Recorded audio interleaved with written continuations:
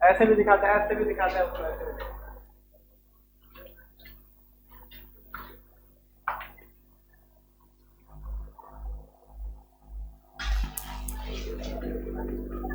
चलो यहाँ तक लिख लिया सब। चलो समझते सुनो। देखो हमने 3 क्वांटम नंबर पढ़ा था। ऑर्बिटल के अंदर में मैंने इलेक्ट्रॉन देखा था पिछले क्लास में। मैंने पहला देखा था ऑर्बिट का एक्सप्लेनेशन, सेकेंड मैंने देखा था सब ऑर्बिट का, तीसरा मैंने देखा था ऑर्बिटल का। और ऑर्बिटल में कितना इलेक्ट्रॉन होता है? एक ऑर्बिटल में 2 इलेक्ट्रॉन होता है, एक क्लॉकवाइज डायरेक्शन में, एक एंटी क्लॉकवाइज डायरेक्शन। एक्चुअल में तीसरा जो क्वांटम नंबर था वो केवल ये बताता है कि एक ऑर्बिटल में 2 इलेक्ट्रॉन रहता है। अब क्लॉकवाइज है कि एंटी क्लॉकवाइज है उसको बताने के लिए ये क्वांटम नंबर आया, ठीक है। तो हमने तब ये बोल दिया था क्लॉकवाइज है कि एंटी क्लॉकवाइज। एक्चुअल में वो अगला क्वांटम नंबर जो है हमारा स्पिन क्वांटम नंबर, ठीक है। वो ये बताता है कि अगर एक ऑर्बिटल में 2 इलेक्ट्रॉन है तो कैसे कैसे वो रोटेट करता है। पहली बात ये समझो तुम, जैसे मान लो मैंने पहला सेल बनाया, ये पहला सेल है, ये न्यूक्लियस है। बताओ इलेक्ट्रॉन कैसे चलता है? वेव की तरह चलता है, ऐसे ऐसे करके मैंने देखा इलेक्ट्रॉन वेव की तरह चलता है। इलेक्ट्रॉन वेव की तरह चलता तो है, साथ में ना वो अपने एक्सिस पर भी रोटेट करता है, ठीक है।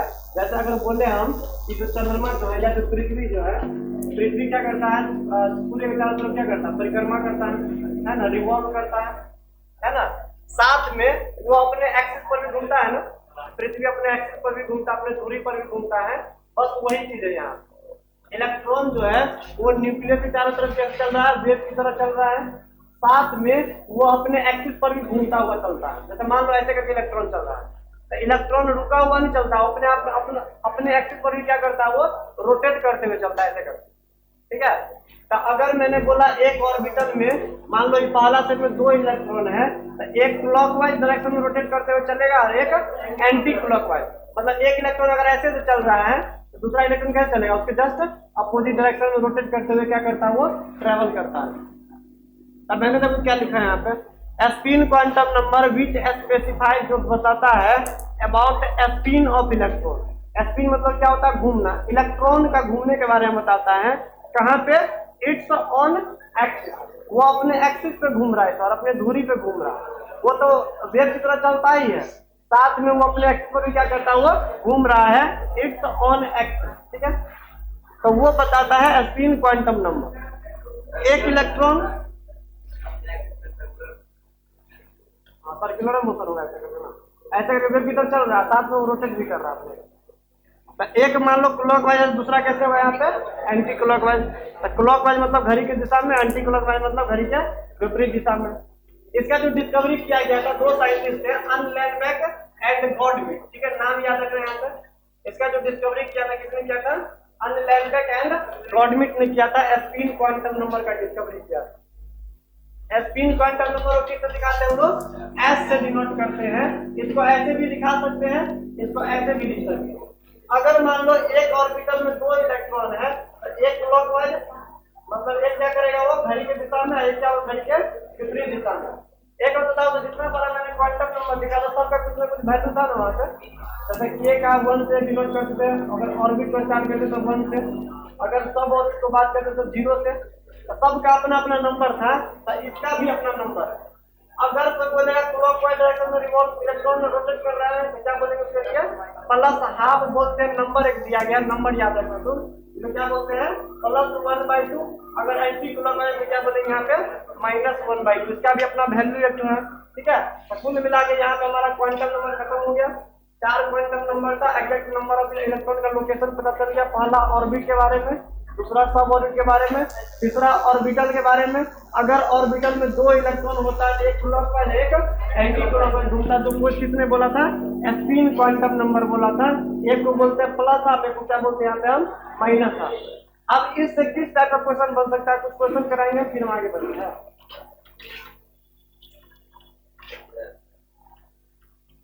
चलो पेज पे ऐड कर दे, कुछ क्वेश्चन दिया हुआ बुक में वो कर लेते हैं, ठीक है। ऐड करें पेज को।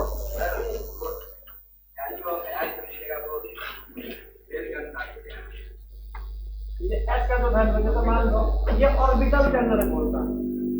अगर एक ऑर्बिटल में दो इलेक्ट्रॉन एक प्लस आ गए, जैसे मान लो मैंने बोला कि ये पी ऑर्बिटल है, बता पी सबसेट में कितना है, कितना ऑर्बिटल होता है? 1 2 3 ऑर्बिटल है, ठीक है।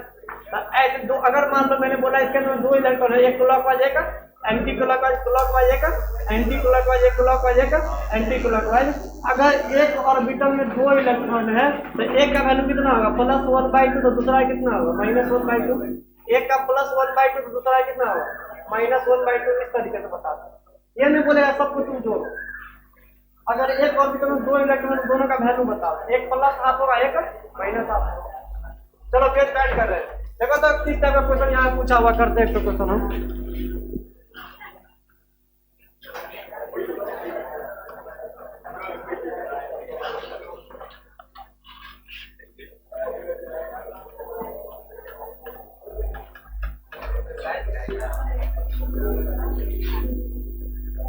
पेज नंबर 70 है।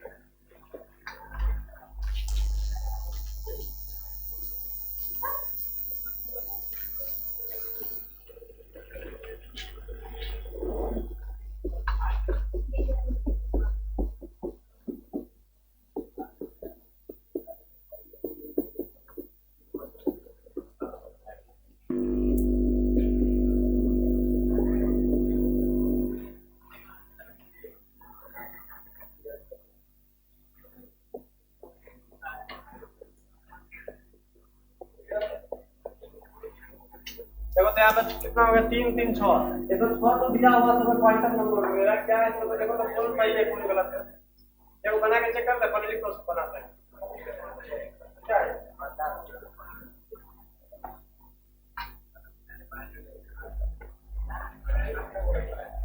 इसमें कौन सही है कौन गलत है बता दो।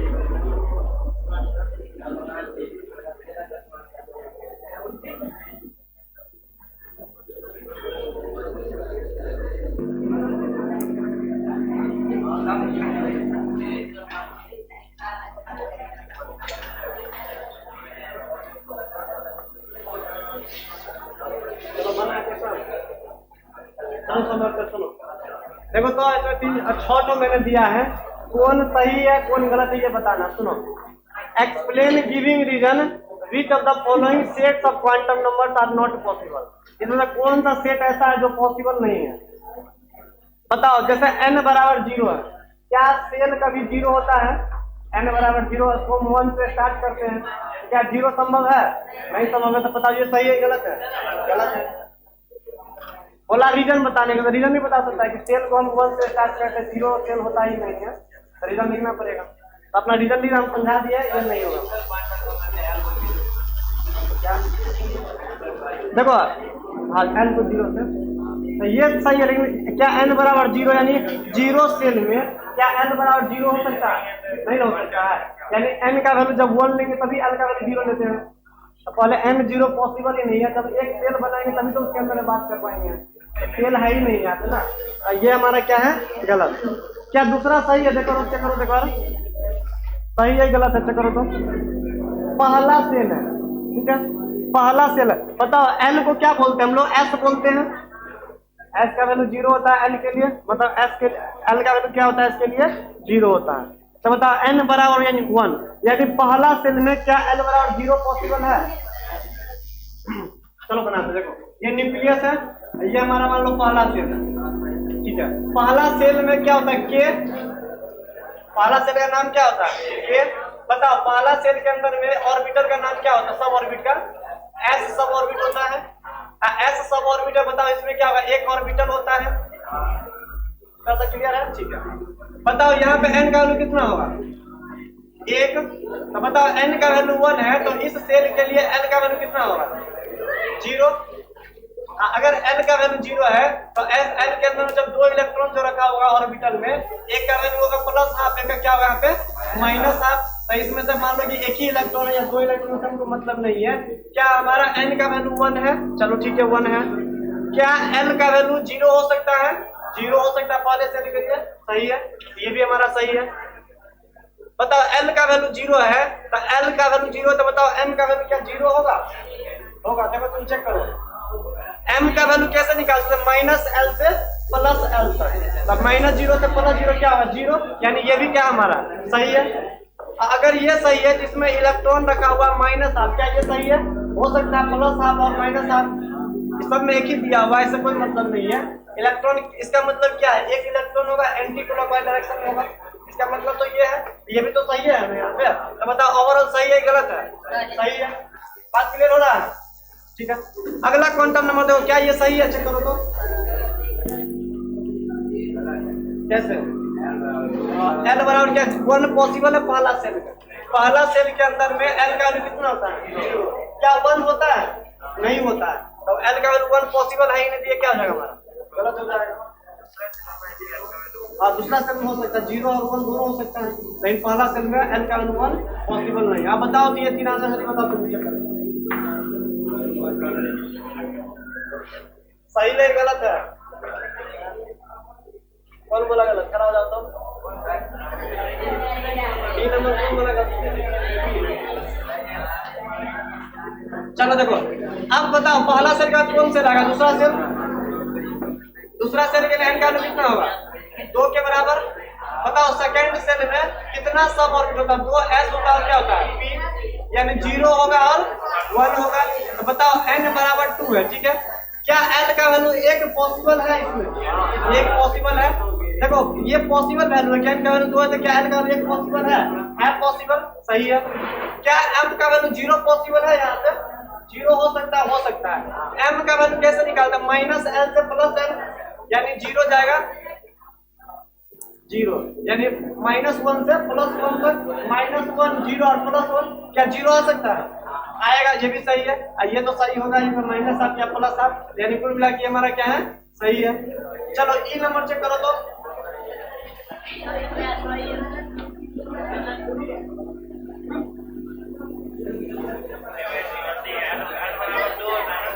n बराबर 3, थर्ड सेल का बात कर रहा है। क्या थर्ड सेल में n का वैल्यू 3 होता है, नहीं होता है, गलत है, यानी हमारा क्या हो जाएगा हमारा, ये देखो तो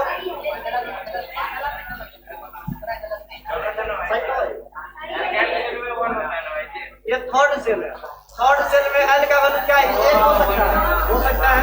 अगर ये 1 है तो ये 0 हो सकता है, और ये प्लस हाफ माइनस हाफ होता है, ये सही है।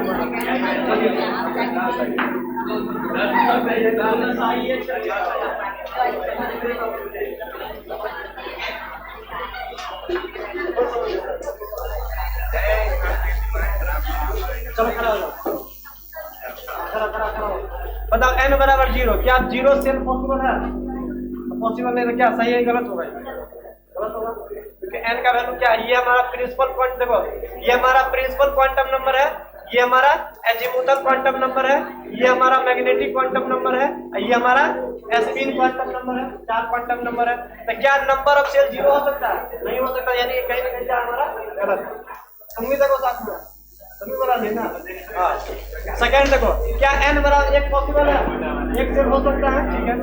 अगर 1 सेल है तो क्या 1 से पहला सेल के अंदर में कितना ऑर्बिट, सब ऑर्बिट होता है, बताओ तो पहला सेल के अंदर में सब ऑर्बिट कितना होता है, एक, नाम क्या होता है s, बताओ s के लिए l का वैल्यू कितना होता है 0, पिछले क्लास में बताए थे, मतलब ये सही है, ये भी सही है।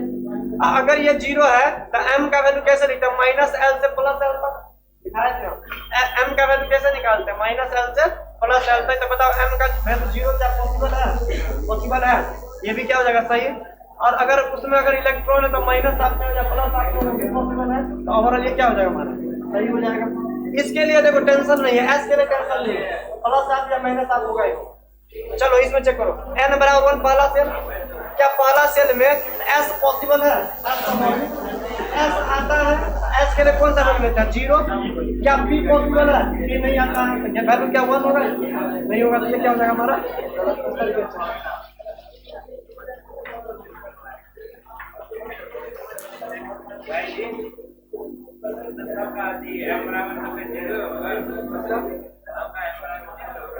देखो यहाँ पे एम का वैल्यू क्या ये बोल रहा है कि 0 हो सकता है, हो या नहीं? हो सकता है, यहाँ पॉसिबल बोल रहा है, पॉसिबल माइनस माइनस एल से प्लस एल का कुछ भी है ना सही है। तो वही बोला है कि सेट ऑफ क्वांटम नंबर सही है कि नहीं। देखो वहां पे पॉसिबल वर्ड का यूज किया गया, पॉसिबल मतलब संभव है ना, कौन सा संभव है? संभव जो है सही बात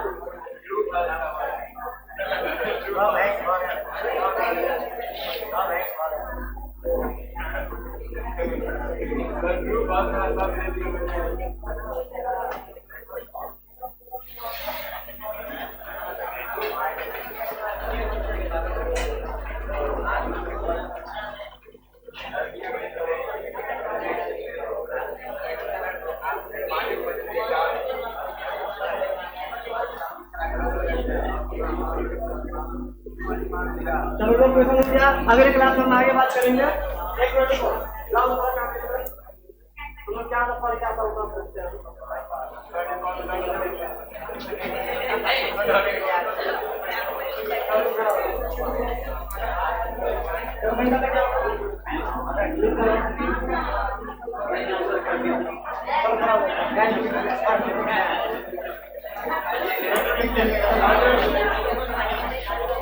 जल्दी कराओ ना, बोले कराने के लिए। चलो बताओ प्रिंसिपल क्वांटम नंबर का इंफॉर्मेशन बताओ, 2-3 पॉइंट बताओ जो हम सेटिस्फाई होने की क्या है प्रिंसिपल क्वांटम नंबर।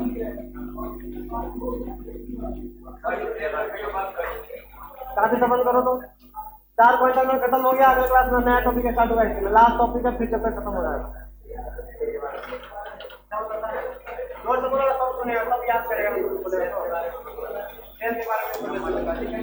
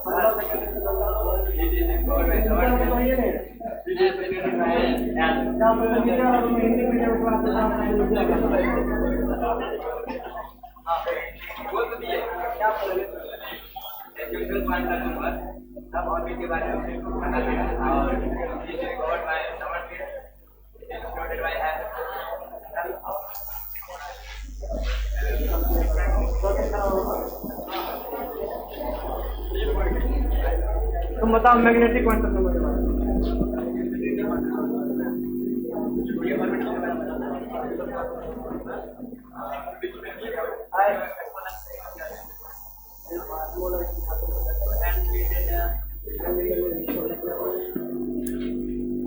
तुम ये बताओ तो एक मतलब पहला सेट के अंदर कितना सा बॉल होता है?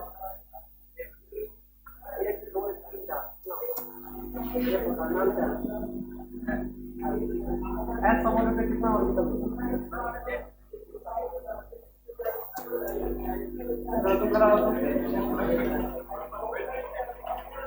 चलो तब तुम पहला सेल के अंदर में या पहला सेल कितना मिलेगा? पहला सेल किस नाम से दिखाते हैं? ए के नाम से। ठीक है, पहला सेल के अंदर में कितना संबंध मिलेगा? एक बता दीजिए उसका नाम क्या है? एस के लिए एस का कितना होता है? चलो आप बोले तो चलो सेकंड सेल के अंदर में कितना संबंध है? सेकंड सेल नाम कितना इसका है?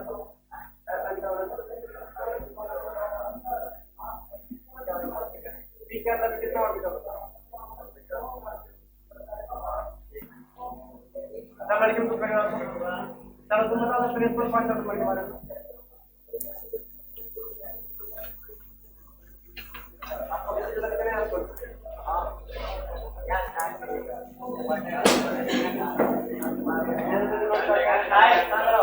अल्लाह करे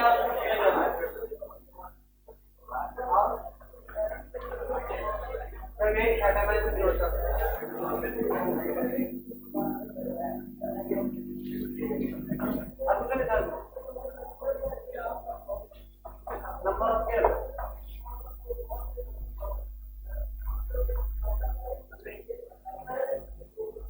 तब तुम ये बताना कि पहला सेल में कितना इलेक्ट्रॉन बनता है? 2 इलेक्ट्रॉन बनता है। पहला सेल ऑर्बिटल कितना होता है? पहला सेल में कितना सब होता है? सेकंड सेल में कितना सब होता है? 20 सब में कितना बनता है? 3 होता है। 3 होता है।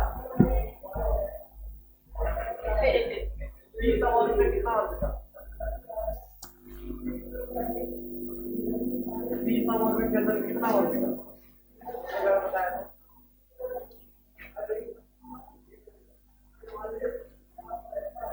साइटोप्लाज्म 3 होता है। चलो बाजू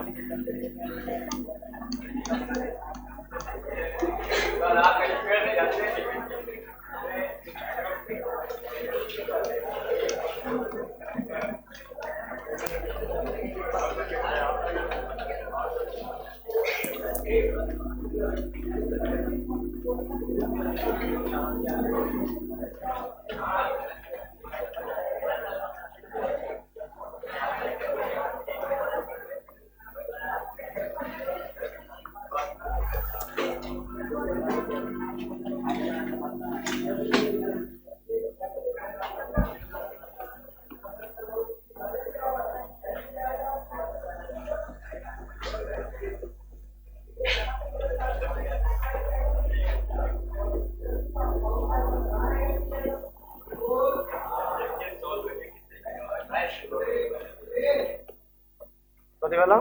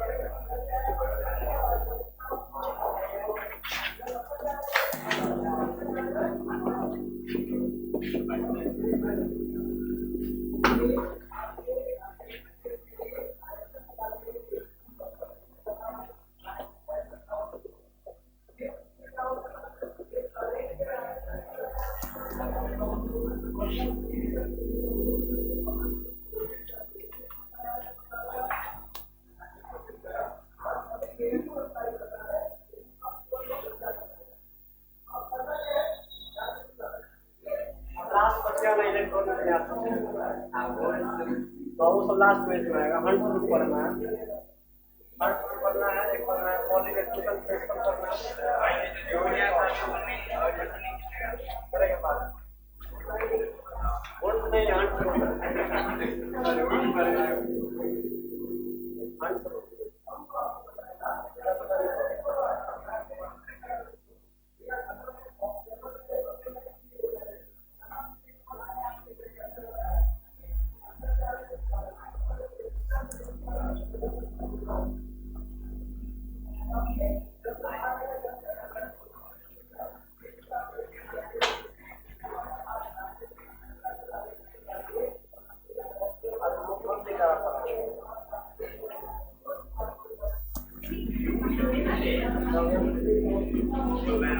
थोड़ा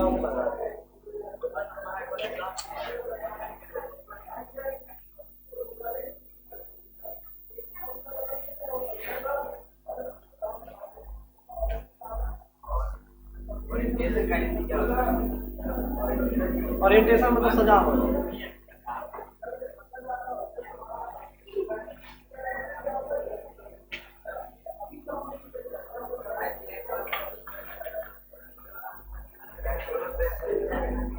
सुनो